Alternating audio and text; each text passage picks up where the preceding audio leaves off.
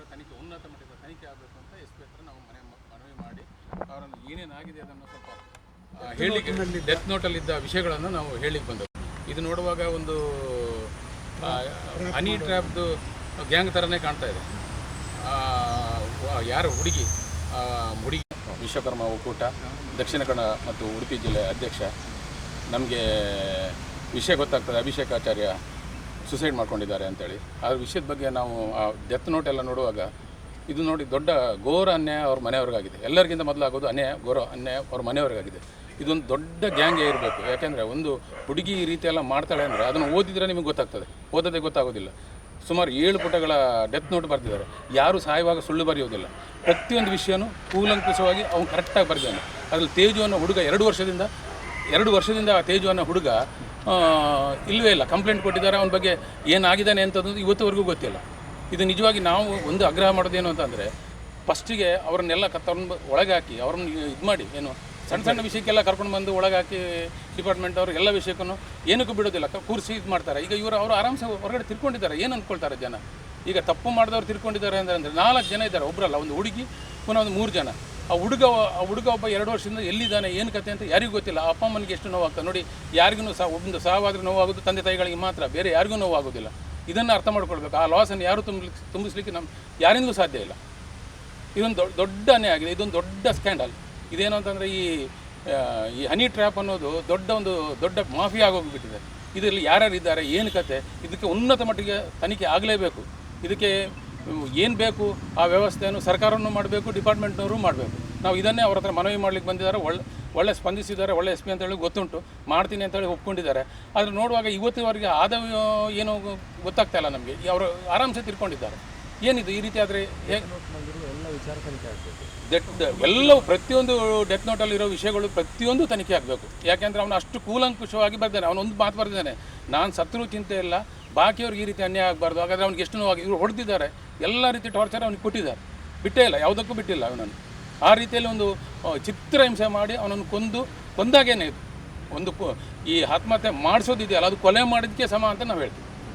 ಇದಕ್ಕೆ ಉನ್ನತ ಮಟ್ಟಿಗೆ ತನಿಖೆ ಆಗಬೇಕು, ಆ ಮನೆಯವರಿಗೆ ನ್ಯಾಯ ಸಿಗಬೇಕು ಅಂತ ನಾವು ವಿಶ್ವಕರ್ಮ ಒಕ್ಕೂಟದ ಪರವಾಗಿ ನಾವು ಆಗ್ರಹಿಸ್ತೇವೆ.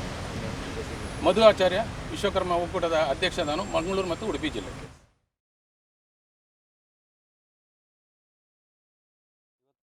ನಾವು ಉಡುಪಿ ಜಿಲ್ಲಾ ಮಾಧ್ಯಮ ಇದರಲ್ಲಿ ಬಂದಿದ್ದೇವೆ.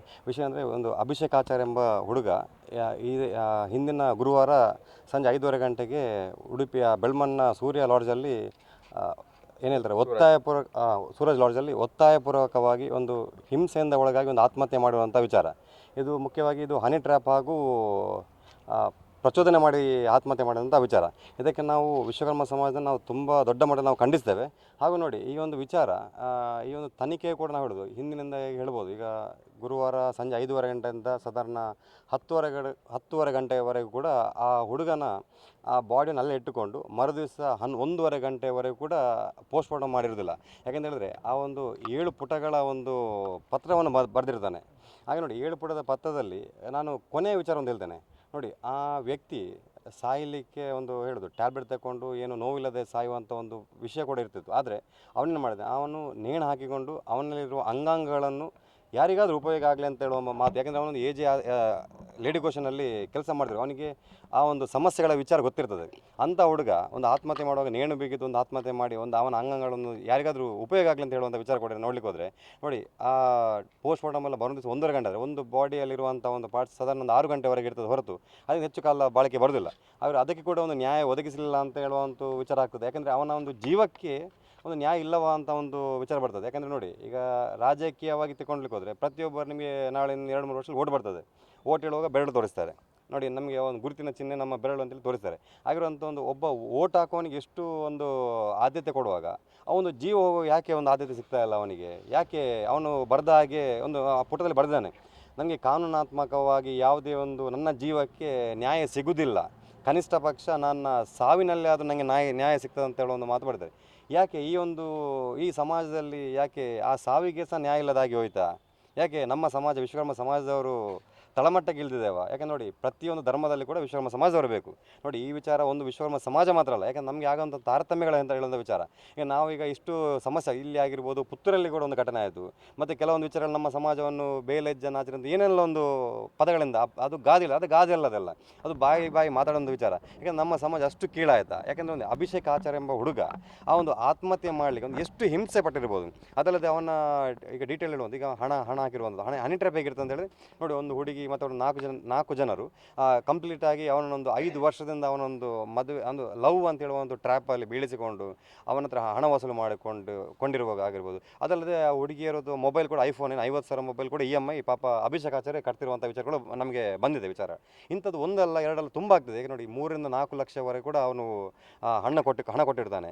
ಕೊನೆಯ ಪಕ್ಷ ಲಾಸ್ಟ್ ಏನಾಗ್ತದೆ, ಈ ವ್ಯಕ್ತಿ ನೋಡಿ, ಈಗ AI ಜಗದಲ್ಲಿ ಸಾಧಾರಣ ಎಲ್ಲ ಈ ರೀತಿ ಎಡಿಟಿಂಗ್ ಎಲ್ಲ ಆಗಿರ್ತದೆ, ಏನಿಲ್ಲ ಅಂತಿಲ್ಲ. ಯಾಕಂದ್ರೆ ನೋಡಿ, ಇವನೇನು ಮಾಡಿದ್ದಾನೆ ಪಾಪ, ಎಲ್ಲ ವಿಷಯ ಸ್ವಲ್ಪ ಸಂಶಯ ಬಂದ ಕೂಡಲೇ ವಾಟ್ಸಪ್ ವೆಬ್ ಮುಖಾಂತರ ಅವಳ ಕೆಲವೊಂದು ವಿಚಾರಗಳಾಗಿರ್ಬೋದು ಎಲ್ಲ ಅವನಿಗೆ ಸಿಕ್ಕಿದ್ದು. ಅದರ ನಂತರ ಸ್ವಲ್ಪ ದೂರ ಬರಲಿಕ್ಕೆ ಇಷ್ಟಪಟ್ಟ.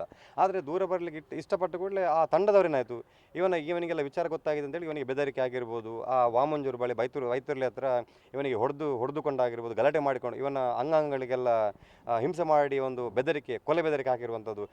ಕೊನೆ ಹಂತದಲ್ಲಿ ಅಂದರೆ ನಿನ್ನ ತಮ್ಮನನ್ನು ಕೂಡ ನಾನು ಕೊಲೆ ಮಾಡ್ತೇನೆ ಅಂತ ಹೇಳುವ ಒಂದು ವಿಚಾರಕ್ಕೆ ಇವನು ಸ್ವಲ್ಪ ಹೆದರಿ ಹೋದ. ಯಾಕಂದರೆ ನನ್ನಲ್ಲಿ ಆದಂಥ ವಿಚಾರ ನನ್ನೊಳಗೆ ಮುಗಿಸುವ, ಯಾಕಂದ್ರೆ ನನ್ನ ತಮ್ಮನಿಗೇನು ಮನೆಯವರಿಗೇನು ಇಂಥದ್ದೊಂದು ವಿಚಾರ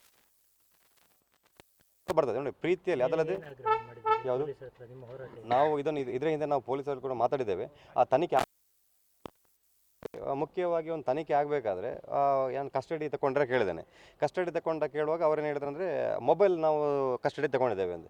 ಆದರೆ ಕಸ್ಟಡಿ ತಗೊಂಡ್ರೆ ನೋಡಿ, ಈಗ ಎಲೆಕ್ಟ್ರಾನಿಕ್ ಡಿವೈಸಸ್, ಈಗ ಮನೆಯಲ್ಲಿ ಪೆನ್ ಡ್ರೈವ್ಸ್ ಆಗಿರ್ಬೋದು, ಸ್ಮಾರ್ಟ್ ಚಿಪ್ ಎಲ್ಲ ನಿಮ್ಗೆ ಗೊತ್ತುಂಟು. ಈಗ ಡಿಸ್ಕ್ ಆಗಿರ್ಬೋದು, ಲ್ಯಾಪ್ ಅದೆಲ್ಲ ಬೋದು. ಯಾಕಂದರೆ ಒಂದು ಮೊಬೈಲ್ ಜಾಸ್ತಿ ಬಾಳಿಕೆ ಬರೋದಿಲ್ಲ.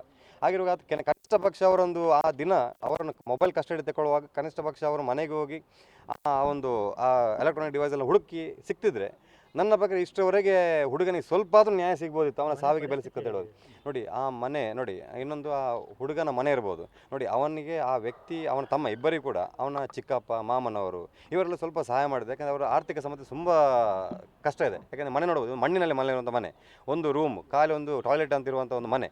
ಅಲ್ಲಿ ನೋಡಿ ಅವರಿಗೆ ಎಷ್ಟು ಕಷ್ಟ ಇತ್ತು ಅಂತ ಹೇಳಿದ್ರೆ, ನಮ್ಮ ಅಭಿಷೇಕ್ ಹತ್ರ ₹1 ಹಣ ಕೂಡ ತಗೊಳ್ತಾರೆ. ಯಾಕಂದರೆ ಅವನು ಕೆಲಸ ಮಾಡ್ತಿದ್ದಾನೆ. ಅವನ ಒಂದೇ ಉದ್ದೇಶದ, ಅವನ ತಂದೆ ಕೂಡ 1 ವರ್ಷ ಹಿಂದೆ ಒಂದು ಅಡ್ಮಿಟ್ ಆಗಿದ್ರು ಆಸ್ಪತ್ರೆಯಲ್ಲಿ, 1 ಲಕ್ಷದ ಖರ್ಚು. ಅದು ಕೂಡ ಅವನು ಇಲ್ಲೆಲ್ಲಿ ಸಾಲ ಮಾಡಿಕೊಂಡೆಲ್ಲ ಪಾಪ ಅವನು ಕಷ್ಟಪಟ್ಟು ದುರ್ದನ ಹಾಕಿದ್ದಾರೆ. ಮುಂದೆ ಕೂಡ ಒಂದು ಮನೆ ಕಟ್ಟಲಿಕ್ಕೆ ಅವರಿಗೆ ಒಂದು ದೊಡ್ಡ ಆಸೆ ಇತ್ತು. ಯಾಕಂದರೆ ಒಂದು ಮನೆ ಹೀಗಿದೆ, ನಾಳೆ ಮುಂದಿನ ದಿನಗಳಲ್ಲಿ ಅವನಿಗೆ ಮದುವೆ ಆಗುವಂಥ ಒಂದು ವಿಚಾರ ಅವರ ತಂದೆ ತಾಯಿಯವರು ಆಸೆ ಇಟ್ಟಿರ್ತಾರೆ. ನಾವು ಕಷ್ಟದಲ್ಲಿದ್ದೇವೆ, ನಮ್ಮ ಮಕ್ಕಳು ಕಷ್ಟದಲ್ಲಿರ್ಬೋದು, ಇಲ್ಲಿ ಮಂಗಳೂರಲ್ಲಿ ಇರಲಿ, ಏನಾದ್ರು ಕೆಲಸ ಆಗಲಿ, ಮುಂದಿನ ದಿನಗಳಲ್ಲಿ ಅವರು ಮಕ್ಕಳು ಮಾಡಿದ್ರು ಕೂಡ ಒಂದು ಮಕ್ಕಳಾಗಿರೋ ಕೂಡ ಒಂದು ಮನೆ ಒಂದು ಒಳ್ಳೆ ರೀತಿಯಲ್ಲಿ ಆಗಲಿ ಅಂತ ಒಂದು ಆಸೆ, ಆ ಕನಸನ್ನೆಲ್ಲ ಇವನೊಂದು ಆತ್ಮಹತ್ಯೆಗಿಂತ ಜಾಸ್ತಿ ಇದು ಕೊಲೆ ಅಂತ ಹೇಳ್ಬೋದು. ಒಂದು ಇಡೀ ದೊಡ್ಡ ದಂಧೆಯಿಂದ, ಒಂದು ತಂಡದಿಂದ ಇವನ ಕೊಲೆ ಮಾಡಿದ್ದಾರೆ ಅಂತ ಹೇಳುವಂಥದ್ದಕ್ಕೆ ಸಹ. ನನ್ನ ಹೆಸರು ವಿಕ್ರಮ್ ಆಚಾರ್ಯ ಅಂತ.